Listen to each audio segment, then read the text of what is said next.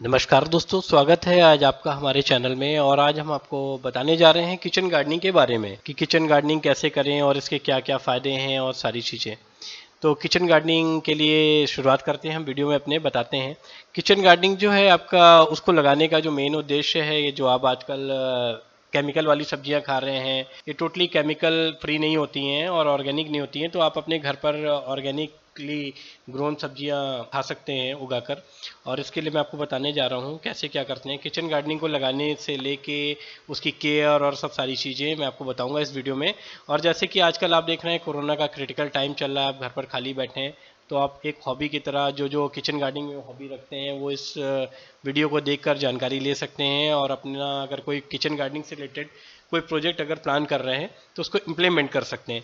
तो आइए आपको बताते हैं इस वीडियो में कि जो आपका किचन गार्डनिंग का जो प्रोजेक्ट होता है उसमें आप सब्जियों को और जो छोटे फल वाले पेड़ होते हैं आप उसको लगाकर अपने घर में ही उसका लाभ उठा सकते हैं, जैसे कि चल रहा है। और इसको छोटी और बड़ी जगह दोनों पे ही किया जा सकता है। जैसे आपका कोई खाली खेत है या आपका टेरेस है या आपका पोर्च है जहाँ पर सनलाइट आती हो, वहाँ पर आप इसको कर सकते हैं। आप इस वीडियो में देख भी रहे होंगे कि जैसे कि वीडियो क्लिप चल रही है, इसमें रैक के फॉर्म में भी प्लांटेशन किया गया है 3-4 स्टेप्स में। जहाँ पर स्पेस की शॉर्टेज है वहाँ पर आप रैक के फॉर्म में भी कर सकते हैं।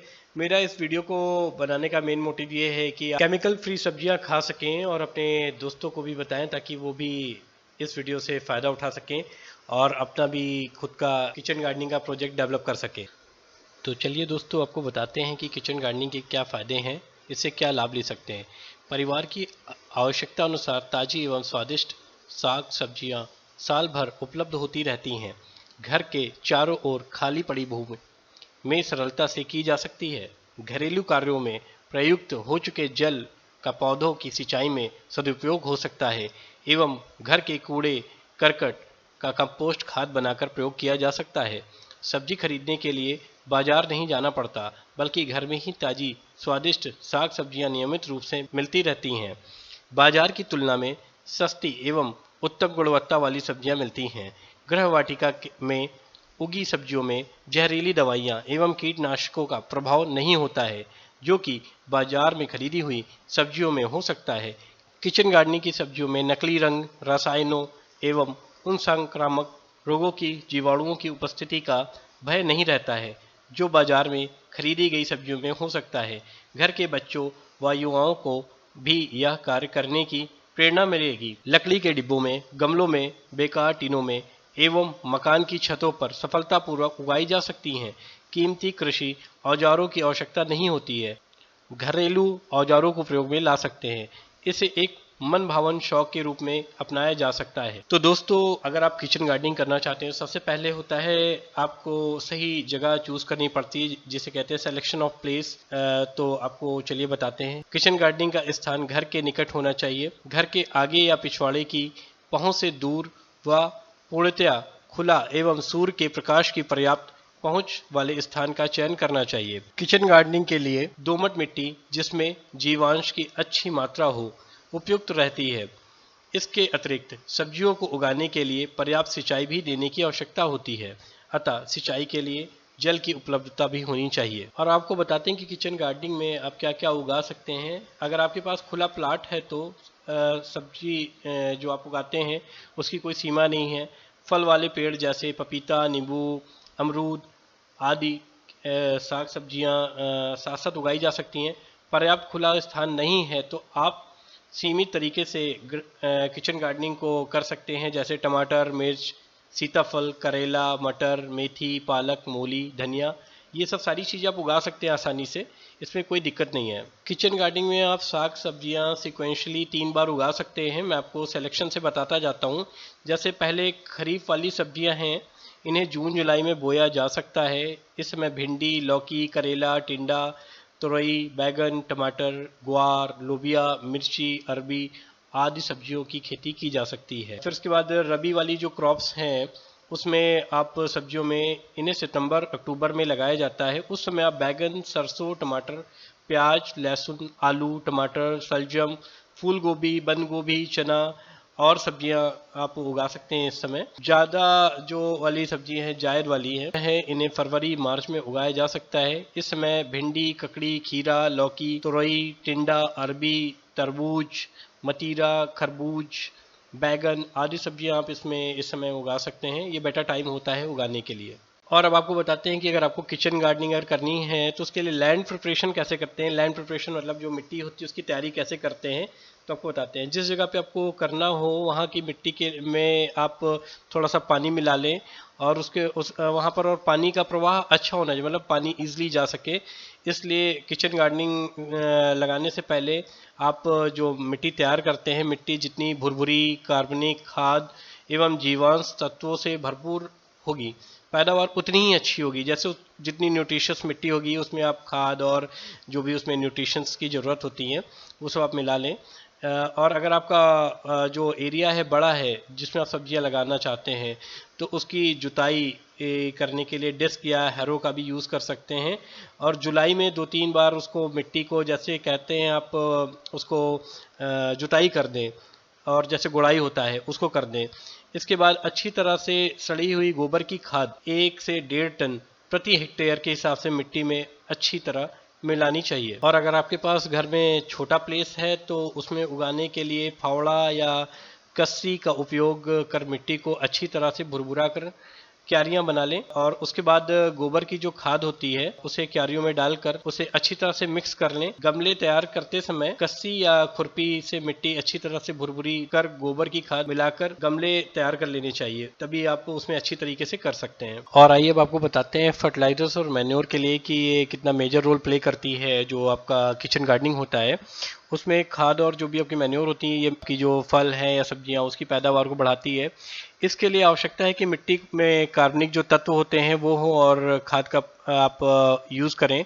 खाद मिट्टी की जो कंडीशन होती है जो भी अच्छी है और भी अच्छा थोड़ा सा नरिश कर देगी। अगर वो मान लीजिए फर्टाइल नहीं है तो उसकी जो कंडीशन उसको सुधार देगी, इम्प्रूव कर देगी, ताकि आपकी ज़्यादा से ज़्यादा पैदावार हो। पौधों को जो आवश्यकता होती है उसके लिए जो उसको न्यूट्रिशन या न्यूट्रिशियस चीज़ें होती है ना उसको आपको वो फुलफिल करेगी। जो मैन्योर होती है और आपके फर्टिलाइजर्स होते हैं बहुत इंपॉर्टेंट रोल प्ले करते हैं। इसके लिए आपको घर में जो आप किचन गार्डनिंग कर रहे हैं कोने में कंपोस्ट खाद का भी आप जो है उसको भी डेवलप कर सकते हैं। कंपोस्ट क्या होता है ये भी मैं आपको बताऊंगा। कंपोस्ट बनाने के जो तरीके हैं उसके लिए मैं आपको बता देता हूँ कैसे बनाते हैं। घर में जो भी आपका कूड़ा करकट होता है, नाली का कचरा होता है, भूसा होता है, कागज की जो रद्दी होती है, ये सब जितने भी बैक्टीरियल वाली चीज़ें हैं और फंजाई, जैसे फंजाई आपका डेवलप होता है और जो भी ये चीज़ें हैं वो पदार्थ कंपोस्ट कहलाता है। किचन गार्डनिंग में अगर आपको कंपोस्ट बनाना है तो उसके लिए बहुत ही अच्छा तरीका है कि 6 बाई 3 फुट का एक आप चौड़ा गड्ढा खोद लें और उसमें जो भी आपके पास गड्ढे में जो फलों की सब्जियां, छिलके और पत्ते, कूड़े जो भी आपका कंपोस्ट के लिए रहता है उसको भर दें। 25 से 50 ग्राम यूरिया फैला दें और पानी की एक सतह का छिड़काव कर दें। और अगर गोबर आसानी से मिल जाए तो गोबर को भी उसमें आप डाल दें तो उसकी गोबर की एक मोटी लेयर उसमें डेवलप हो जाएगी और उससे थोड़ा सा जो रहेगा आपका ईजिली सारी चीज़ें मिक्स हो जाएंगी और उसको मिक्स कर देंगे तो ये आपका कंपोस्ट बन जाएगा। कंपोस्ट बनाने का बहुत ही सिंपल तरीका यही है। कंपोस्ट में जो हमने यूरिया मिलाई है उसको मिलाने का क्या रोल है, उससे क्या होता है कि न्यूट्रिशन चीज़ें हैं जो जीवाणु हैं, जीवाणुओं के लिए जो एनर्जी होती है एनर्जी डेवलप करता है। दूसरा ये है कि जैविक पदार्थों को जल्द ही सड़ाकर खाद में सिर्फ नाइट्रोजन ही नहीं बल्कि फास्फोरस और गंधक जैसे तत्वों की भी वृद्धि करता है। खाद को 2 महीने तक सड़ने देना चाहिए। और जो आपका किचन गार्डनिंग है इस प्रकार से 2-3 गड्ढे बना लें ताकि उनका बारी बारी से आप जो है यूज़ कर सकें। और किचन गार्डनिंग में क्यारियां बनाकर आग हैं सब्जियां उगाना और किचन गार्डनिंग में क्यारी बनाकर जो साग सब्जियां उगाना, फावड़े या खुरपी 10 से 15 सेंटीमीटर खोद लें। अच्छी तरह से सड़ी हुई खाद को मिला दें। क्यारी को समतल और जैसे प्लेन होता है उसको बनाए रखें और चारों तरफ से उसको बंद कर दें, जैसे बांध देना होता है। तो उससे क्या रहेगा कि ये सारी चीज़ें उसी के अंदर ही रहेंगी, बाहर नहीं जाएंगी। तो सारे पोषक तत्व प्लांट को मिलते रहेंगे और बाहर नहीं जाएंगे। अगर आप जैसे क्यारी की अगर बाउंड्री को अगर नहीं बांधेंगे तो सब बह के बाहर चला जाएगा। तो आइए आपको बताते हैं कैसे किचन गार्डनिंग में बुआई करें। बुआई करने से पहले सबसे अच्छे क्वालिटी जो सीड्स होते हैं उसका चयन कर लें। क्योंकि जो भी आप बुआई करेंगे वो सीड्स पे डिपेंड रहेगा। और जब भी आप सीड्स को लगाएं तो एक बार उसके पीछे देख लें कि उनको कैसे लगाया जाता है, क्योंकि सीड्स को भी लगाने के अलग अलग तरीके होते हैं और उसे कैसे करना है। कुछ ह्यूमिडिटी की रिक्वायरमेंट होती है, कुछ कोकोपिट में लगाए जाते हैं। तो जो भी आप सीड्स लगाएंगे उसमें उनकी जो पद्धति होती है उसको ज़रूर चुनें। और किचन गार्डनिंग में सब्जियां उगाने के लिए सब्जियों की जो किस्म होती हैं उसी के आधार पर बुआई होती है। जो भी आपकी सब्जियां आप जो भी चुनेंगे, जैसे कि मैंने आपको डिफरेंट अभी बताया था कि कैसे कैसे मंथ के अकॉर्डिंग आप सब्जियों को चूज़ कर सकते हैं, उसी के अकॉर्डिंग आप कर सकते हैं अपनी किचन गार्डनिंग में बुआई। और बुआई करने के लिए दो तरीके हमारे पास हैं। एक सीड्स के थ्रू आप कर सकते हैं जो कि बीज होते हैं, और दूसरी प्लांट्स यानी पौधे के थ्रू कर सकते हैं। और हम आपको बताएंगे सीड्स के थ्रू कैसे करें। मूली, शलजम, मेथी, पालक, खीरा, करेला, लौकी, कद्दू, टिंडा, सेम, भिंडी और जो भी सब्जियां हैं वो बीज मिट्टी में सीधे ही बोएं। बुआई से पहले बीजों का जो थीरम या कैप्टॉन 2 ग्राम प्रति किलोग्राम बीज की दर से बीज प्रचार कर लेना चाहिए। अच्छी व जानी मानी कृषि कंपनियों के बीज लेने पर सामान्यतः बीज पहले से ही उपचारित होते हैं, तो उनका बार बार बीजोपचार करने की आवश्यकता नहीं है। बुआई करने से पहले बताई गई विधि द्वारा अपनी जो जमीन की जुताई है उसको कर लें। बुआई करने से पहले बताई गई विधि द्वारा जो जमीन है उसकी जुताई कर तैयार कर लेना चाहिए। खाद तथा उर्वरक की पहली खुराक सब्जी की किस्म के अनुसार मात्रा में अंतिम जुताई के समय मिट्टी में छिड़क कर देनी चाहिए और उसके तुरंत बाद सिंचाई करनी चाहिए, जिससे उर्वरक अच्छी तरह प्रभावी हो जाए। इसके बाद ही बुआई करनी चाहिए। सब्जियों में बीज की बुआई पंक्तियों में करनी चाहिए, जैसे लाइन है उसमें करना चाहिए। कतार में कतार पौधे से पौधे के बीच की दूरी उचित होनी चाहिए, छोड़ना चाहिए। जो भी बीज आप लगा रहे हैं उसका एक प्रॉपर डिस्टेंस होना चाहिए। फैलने वाले पौधों के लिए कतार से कतार की दूरी अधिक रहती है ताकि पौधों को बढ़ने में उचित स्थान मिल सके, क्योंकि अगर आप डिस्टेंस अगर प्रॉपर रखेंगे तो वो इजीली उसकी रूट्स डेवलप होंगी और वो एक दूसरे से टकराएंगे नहीं, तो अच्छी ग्रोथ मिलेगी। और अलग अलग सब्जियों में पौधे से पौधे की दूरी और कतार जो आपकी रो बनती है ना, उसकी दूरी अलग अलग होती है। इसको ध्यान में रखते हुए बुआई करनी चाहिए। और जो आपकी मैन्योर है और जो आपका फर्टिलाइजर है कि जो खुराकें हैं 1 महीने बाद और अगली खुराक मेनली जो 1 से 1.5 महीने के बाद फूल आने के समय ही दी जाती है। इसके बाद जो सीजन उसमें आपकी जो नीड होती है पौधों की, उस पर समय समय के अनुसार सिंचाई करनी चाहिए। इसे सिंचाई करिए, गोड़ाई करिए। सब्जियों को पहले 40-50 दिनों तक खरपतवार से मुक्त रखिए, जैसे बीट्स होते हैं उसको हटाते रहिए और समय समय पर कस्सी से उसकी गुड़ाई करते रहिए। कुछ आपके पास कस्सी या जो छोटा खुरपा होता है घरों पे, उससे गुड़ाई करते रहिए। और जो बीजों की जो रो बनी है उसमें बोने से पहले सब्जियों के पक जाने तक बाद काटने की जो सुविधा रहती है, सब्जियों की उचित समय पर तोड़ाई करनी चाहिए। बीच बीच में जैसे छोटे पर ही मत तोड़िए, जब वो बड़े हो जाए, फ्रूटनिंग हो जाए तो उसके बाद तोड़िए, तो उसका एक आपको प्रॉपर साइज मिलेगा। अभी मैंने आपको बीजों के थ्रू बताया था कि कैसे बीजों के थ्रू करें, और दूसरा तरीका ये है कि उसको आप प्लांट्स के थ्रू कर सकते हैं। जैसे कुछ सब्जियां, टमाटर, फूल गोभी, मिर्च, बैगन, प्याज, पुदीना और भी कई सब्जियां हैं। उनमें क्या होता है कि बीजों की जगह उनमें पहले प्लांट्स को तैयार कर लें। कोकोपीट ले लें, कोकोपीट में बीजों को रख दें। फिर जब उसमें से छोटे छोटे प्लांट्स आते हैं तो उनको आप शिफ्ट कर दें, जिसको प्राइमरी और सेकेंडरी शिफ्टिंग भी कहा जाता है। तो उसमें आप शिफ्ट कर देते हैं उसको जहाँ पर आपको लगाना है। जब वो निकल आते हैं तो उसको थोड़ा सा खुरपे से निकाल कर जिस जगह पे उसको प्लेस कर दें, तो वो आपको अपने किचन गार्डनिंग का जहाँ पर भी आप प्रोजेक्ट लगा रहे हैं वहाँ पर आप उसको शिफ्ट कर सकते हैं। तो ये जो मैंने आपको कुछ वेजिटेबल्स बताई हैं, इसमें आप बीज की जगह आप डायरेक्ट प्लांट से लगा सकते हैं बीज, क्योंकि इसमें सक्सेस नहीं रहते हैं, क्योंकि आप बीज लगा देंगे, प्रॉपर डिस्टेंस नहीं रहता है, फिर वो प्लांट्स शिफ्ट करने में दिक्कत होती है। और दोस्तों मैं लास्ट में आपको बताना चाहूँगा जो सबसे मेन इंपॉर्टेंट चीज़ रहती है कि आपको, मैंने जैसे अभी थोड़े पहले ही बताया था कि 40-50 दिन तक जो बीट्स आते हैं खरपतवार, उससे आपको अपनी सब्जियों को थोड़ा सा फ्री रखना पड़ता है, उनको हटाना पड़ता है।